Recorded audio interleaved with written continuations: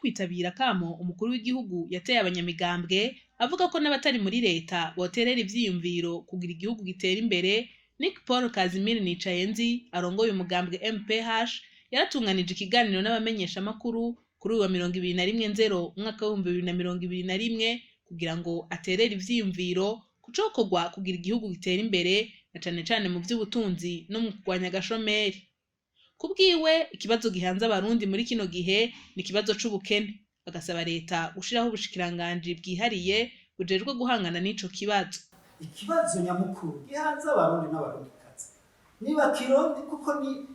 niyo wanisigaye niba kironderera ubushikiranganji bwo nyabo babushireho naco vyica kandi ntibisaba uburyo bunini bashireho ubwo bushikiranganji bukorere kuri ico gikorwa co kurwanya ubukene bwa kazoza bw'abana bacu no mu misi zoza. Nkuko abandanye bisigura, ibindi vyotuma hagwanywa ubukene ni inyigisho z'akanovera. L'objectif muri zijya objectif 17 za Nations Unies iyo ufise igihugu ugomba kugera politique y'igihugu, il faut mettre l'accent sur le 4e objectif, éducation de qualité. Aha uyu ariko aravuga ces jeunes umunsi babonye bafise ico bita l'éducation de qualité des professionnels. Urabyumva? Uramuriki uzosanga muri Kongo kandi arimwe bashira mu kazi, uzosanga muri Tanzania arimwe bashira mu kazi, uzosanga ari muri Buraya arimwe bashira mu kazi. Niko uramurikira education de qualité ni politique igihugu cakirizwa gufata. Amen. Bamaze kugira rero politique y'igihugu burya gestion ya ministère de l'éducation nationale kintu kinini yani ico gifata presque le gros budget de l'État parallèlement à l'armée ou je ne sais pas quoi. Alors kugira ngo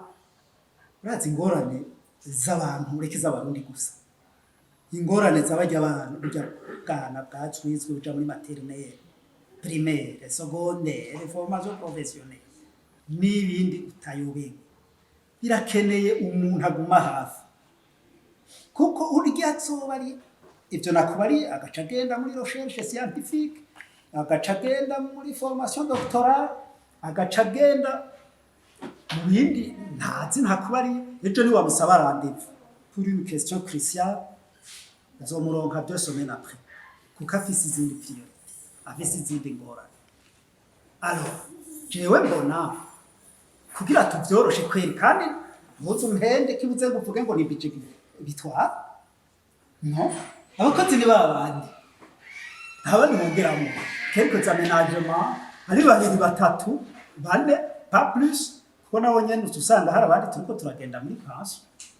kugira ngo ico rero tu prépare nos jeunes convenablement bakabitaho neza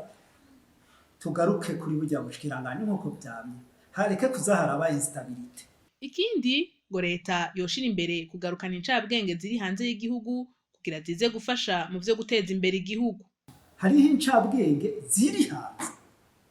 zitabona ingene zoza, izindi nazo zigira tuti reka tuze gufasha igihugu mugabo ngaha bikabagora kugira babaki. Uhava uvuga ngo ugomba kwivuga nane je sinatashe je gufasha igihugu. Jewe muri abo bose uri kuravuga nka bamwe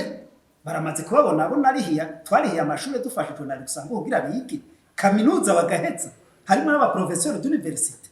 mugabo bariko barambaza ati none tuze baraduhakaze none ico kibazo je nzocishura naje batako baramba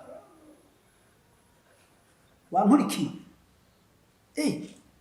ni bibazo n'ivyo afitiye ko droit kugira ngo ushobore gusubira hajya nterere kuko je nabaye umwarimu nagiye najeje kwigisha nterere mu vyiyumviro nk'ibi niko naterera akuraba gucya umva amakosa ari kuri n'igihugu cyo nyene rero ivyo niko ndakubwira nti iyo ministère bijya ntagura kuvuga ko yo kurwanya ubukene des communautés entrepreneuriales de la coopération et des Burundais de l'extérieur nabo nyene il faut kuvuga jambo ry'igifaransa les intéressés je ne sais pas bakagaruka bagafasha mu gihugu ko birababaje ubona abarimu dushobora kwigisha neza hariya mugabo uje ngaha bakakubwira ngo